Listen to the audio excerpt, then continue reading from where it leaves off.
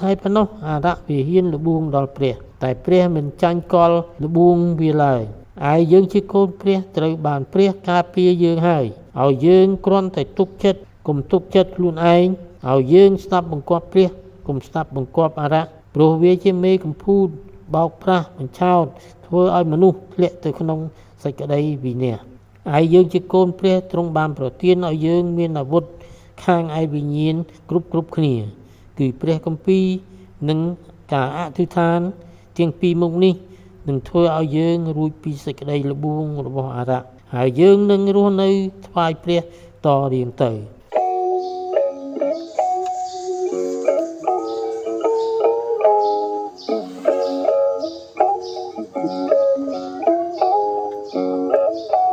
សូមជម្រាបសួរម្ដងទៀតយើងជួបជុំគ្នាថ្ងៃនេះដើម្បីនឹងបន្តនៅសេចក្តីអធិប្បាយហើយយើងរៀនព្រះបន្ទូលព្រះអង្គជាមួយគ្នាបន្តអំពីយុទ្ធសាស្ត្ររបស់សាតាំងបន្តទៅទៀតបាននៅក្នុងចំណុចទី11វាបៀតបៀនរាជរបស់ព្រះពីវិវរណៈចំពុក12ខ17នាគក៏ខឹងនឹងស្ត្រីនោះហើយចេញទៅច្បាំងនឹងសំណល់ពូជនាងទាំងប្រមាណជាពួកអ្នកដែលកាន់តាមបញ្ញត្តិព្រះហើយមានសេចក្តីបន្ទាល់ពីព្រះយេស៊ូវសំណល់ពូជនាងទាំងប្រមាណគឺសំដៅទៅលើអ្នកមិនជឿព្រះឯទៀតក្រៅពីព្រះដ៏ពិតមានសេចក្តីបន្ទាល់ពីព្រះយេស៊ូវនេះគឺជាបន្ទាល់ពីកំណើតរបស់ព្រះយេស៊ូវនៅក្នុងគម្ពីរលោកុបាទជំពូក1ខ2និងខ9ជំពូក19ខ10ចំណុចទី12បង្កើតនគរคล้ายៗនៅក្នុងគ្រាទុក្ខវេទនាទោះប្រឆាំងនឹងព្រះធ្វើឲ្យមានការគ្រប់គ្រងសកលលោកមានសេដ្ឋកិច្ចនិងមានសាសនាតែមួយនៅក្នុងគម្ពីរវិវរណៈជំពូក13ខ1ដល់18យើងអាននៅខ17ពាក្យថា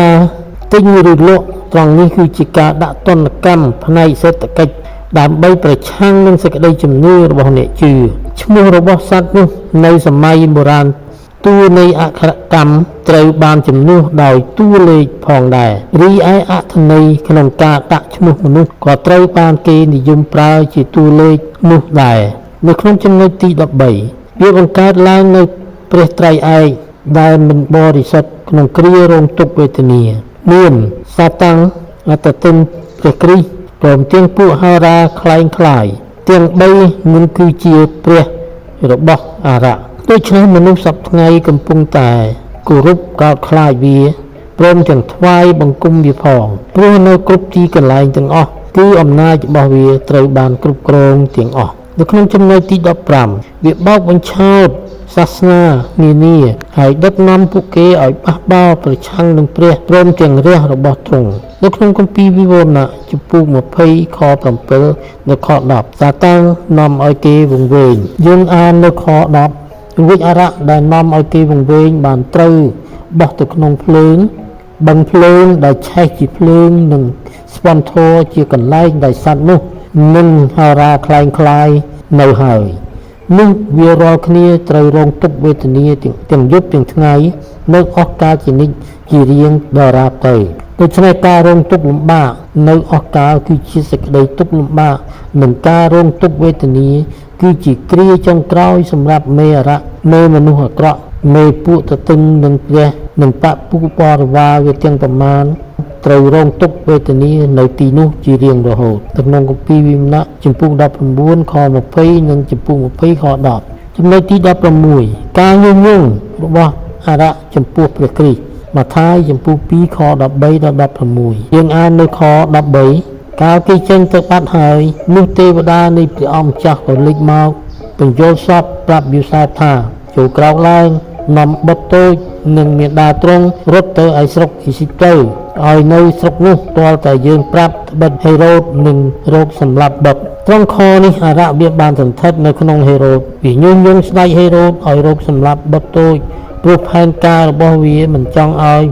ព្រះយេស៊ូវចាប់កំណើតជាមនុស្សទេព្រោះដឹងថាទ្រង់ជាព្រះអម្ចាស់ដែលមានអំណាចព្រមទាំងដឹងនៅកិច្ចកលបោកប្រាស់របស់វាហើយវាទៀតដឹងថាទ្រង់នឹងបំផ្លាញនៅផែនការដ៏កខ្វក់របស់វាពេលទ្រង់ពេញវ័យធំឡើងទ្រង់ក៏ធ្វើបេសកកម្មថ្វាយព្រះវរបិតាគឺអរៈវាតាមនឹងសន្ធិដ្ឋ នៅក្នុងមេសាសនាដែលនិយមកាន់ក្រឹតវិន័យដើម្បីរារាំងនិងរំខានជានិច្ចចំពោះបេសកកម្មរបស់ព្រះយេស៊ូវដូច្នេះទីបំផុតវាមិនអាចខាត់ខាំងរារាំងនៅផែនការរបស់ព្រះយេស៊ូវបានឡើយនៅក្នុងគម្ពីរវេរណៈចំពុក12ខ1ដល់ខ5ពេលលបួងព្រះគ្រីស្ទនៅក្នុងរហោឋាន40ថ្ងៃគឺគោលបំណងរបស់វាមួយដូចធ្វើឲ្យទ្រង់ជួបនៅសេចក្តីត្រូវការរបស់ទ្រង់ទល់ព្រោះវាដឹងថាព្រះយេស៊ូវទ្រង់គង់នៅទីរហោឋានជាមួយវាអស់រយៈពេល40ថ្ងៃវាដឹងថាព្រះយេស៊ូវឃ្លានទើបវាប្រើឲ្យទ្រង់យកដុំថ្មធ្វើជានំប៉័ងតែទ្រង់មិនបានធ្វើតាមវាឡើយទ្រង់គ្រាន់តែឆ្លើយតបទៅអារៈវិញនៅក្នុងគម្ពីរម៉ាថាយចំពោះ4ខ4ចំណុចទី2តូចវាបញ្ចូលទ្រង់ឲ្យលើកកើនខ្លួនឯងគោលបំណងរបស់វាចង់ឲ្យព្រះលើកអង្គទ្រង់ឲ្យខ្ពស់ឡើងតែផែនការរបស់វាមិនត្រូវបានទ្រង់យកប្រតិទុកដាក់ឡើយព្រោះទ្រង់ជាព្រះទ្រង់ខ្ពស់បំផុតរួចទៅហើយនៅក្នុងចំណុចទី3តូចដើម្បីទទួលយកនូវសេចក្តីណាដែលត្រឹមត្រូវជារបស់ផងទ្រង់ប៉ុន្តែធ្វើតាមផ្លូវរបស់សាតាំងវិញដូច្នេះសាតាំងវាទទួលស្គាល់នូវសេចក្តីសុចរិតរបស់ព្រះវាទទួលស្គាល់ការគ្រប់លក្ខរបស់ព្រះវាទទួលស្គាល់ការប្រោះលោះរបស់ព្រះវាទទួលស្គាល់នូវអំណាចរបស់ព្រះតែវាបានបង្កើតផ្លូវមួយដើម្បីឲ្យព្រះដើរតាមផ្លូវរបស់វាតែទ្រង់ជាផ្លូវជាសេចក្តីពិតនិងជាជីវិតសម្រាប់មនុស្សលោករួចទៅហើយអ្នកណាដែលធ្វើតាមផ្លូវរបស់ព្រះនោះនឹងចូលទៅក្នុងនគរទ្រង់តែបើអ្នកណាដើរតាមផ្លូវរបស់អារៈនោះមិនបានឃើញនគរព្រះបានឡើយចំណុចទី4តូចសាតាំងវាចង់ឲ្យមនុស្សទាំងអស់ថ្វាយបង្គំវាក្នុងគម្ពីរលូកាចំពោះ4ខ1ដល់ខ13យើងអានខ7ដូច្នេះបើអ្នកថ្វាយបង្គំខ្ញុំនោះទាំងអស់នឹងបានជារបស់អ្នកពាក្យថាក្រាបថ្វាយបង្គំខ្ញុំអារៈវាកំពុងតែឲ្យព្រះយេស៊ូវជៀសចេញពីការរងទុក្ខវេទនានៅលើឈើឆ្កាងគឺជាការដែលទ្រង់យាងមកដើម្បីទទួលនៅក្នុងគម្ពីរម៉ាកុសចំពោះ10ខ45ការលបួងនេះបានបញ្ជាក់ពីអំណាចគ្រប់គ្រងលោកីរបស់អារៈនៅក្នុងខ13កាលអារៈបានលបួងសពគ្រប់ហើយនោះក៏ថយចេញពីទ្រង់ទាល់តែមានឱកាសទៀតពាក្យថាថយចេញពីទ្រង់ទាល់តែមានឱកាសទៀត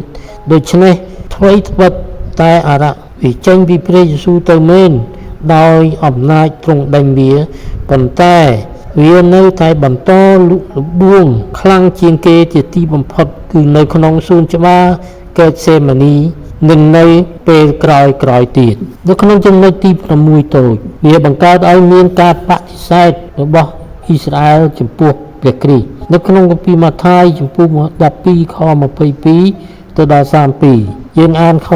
31ហើយនោះបានជាខ្ញុំប្រាប់អ្នករាល់គ្នាថាអស់ទាំងបាបហើយពាក្យនឹងអត់ទោសឲ្យមនុស្សលោកបានតែឯពាក្យប្រមាថដល់ព្រះវិញ្ញាណវិញ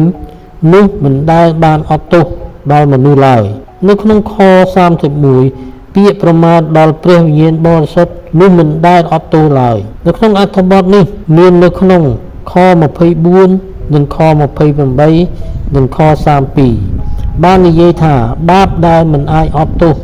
ឲ្យបាននោះគឺជាការបង្កឡើងដោយសាតាំងរីឯព្រះយេស៊ូវទ្រង់សម្ដែងសេចក្តីពិតនិងការអស្ចារ្យដោយអំណាចនៃព្រះវិញ្ញាណបរិសុទ្ធមាននៅក្នុងគម្ពីរម៉ាកុសពុ3ខ29ទី7តូចវាធ្វើឲ្យសេះរបស់ព្រះយេស៊ូវច្របូកច្របល់ក្នុងគម្ពីរម៉ាថាយពុ16ខ21ដល់23អានខ21តាំងពីនោះមកព្រះយេស៊ូវទ្រង់ចាប់ផ្ដើមប្រាប់ដល់ពួកសាសថាទ្រង់ត្រូវតែយាងទៅឯក្រុងយេរូសាឡិមហើយត្រូវរងទុក្ខជាច្រើននៅដៃនៃពួកចាស់ទុំពួកសង្គ្រាចនិងពួកអាចារ្យហើយត្រូវគេធ្វើគុតផងតែក្រោយ3ថ្ងៃមកទ្រង់នឹងមានព្រះជន្មរស់ឡើងវិញពាក្យថាចាប់ផ្ដើមព្រះយេស៊ូវបានប្រមូលសិស្សដើម្បីប្រាប់ពីផែនការនៃការរងទុក្ខចិត្តមកដល់ហើយគឺទ្រង់ត្រូវតែយាងទៅឈើឆ្កាងឬទ្រង់សុគតនៅទីនោះហៅថាភ្នំ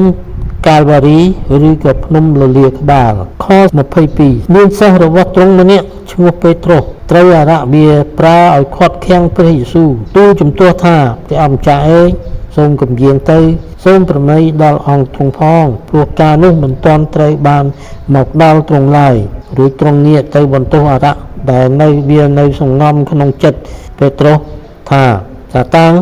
ត្រូវថយចេញពីអញទៅផែនការរបស់ឯងគឺជាទីបង្អាក់ដល់អញទេគំនិតរបស់ឯងមិនដូចគំនិតរបស់ព្រះទេហើយមិនព្រមគិតតាមគំនិតព្រះនោះសោះគិតតែពីគំនិតរបស់មនុស្សលោកទៅវិញចំណុចទី8តូចពេលលោកបួងព្រះគ្រីស្ទនៅក្នុងសួនច្បារ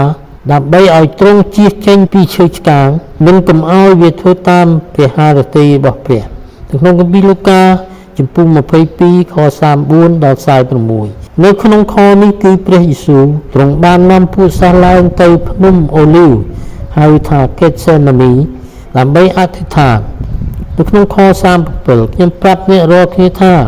សេចក្តីនេះដែលបានចែងទុកមកថាគេបានរាប់ទ្រង់ជាពួកទទឹងច្បាប់នោះត្រូវសម្រេចលើខ្លួនខ្ញុំបិទគ្រប់សេចក្តីតែតម្រូវមកខ្ញុំត្រូវតែបានសម្រេចទាំងអស់នៅក្នុងខនេះគេបានចោទទ្រង់ថាជាពួកទទឹងច្បាប់ដោយប្រឆាំងនឹងក្រឹតវិន័យរបស់គេដូច្នេះព្រះយេស៊ូវទ្រង់នឹងត្រូវចាប់ខ្លួនជាអក្រិតជនម្នាក់នៅក្នុងពេលដ៏ខ្លីខាងមុខនេះគឺត្រូវបានសម្រេចតាមបទទំនាយពីពួកហោរារីឯសិស្សរបស់ទ្រង់ក៏ត្រូវប្រឈមមុខនឹងគ្រោះថ្នាក់ក្នុងការធ្វើជាសិស្សរបស់ទ្រង់ផងដែរតែព្រះយេស៊ូវទ្រង់ក៏មានការថប់បារម្ភដែរចំពោះសេចក្តីស្លាប់ព្រោះទ្រង់ស្ថិតនៅជានិស្ស័យសាច់ឈាមនៅឡើយទ្រង់ត្រូវតែបំពេញភារកិច្ចថ្វាយព្រះបិតាដើម្បីឲ្យបានសម្រេចតាមបទទំនាយសរុបសេចក្តីមកនេះជាចំណុចសំខាន់ខាងលើនេះជាយុទ្ធសាស្ត្រដ៏គ្រោះថ្នាក់របស់អារក្សដាក់មកលើយើងជាកូនព្រះមិនតែប៉ុណ្ណោះអារក្សវាហ៊ានលបួងដល់ព្រះតែព្រះមិនចាញ់កលលបួងវាឡើយហើយយើងជាកូនព្រះត្រូវបានព្រះការពារយើងហើយឲ្យយើងគ្រាន់តែទុកចិត្តកុំទុកចិត្តខ្លួនឯង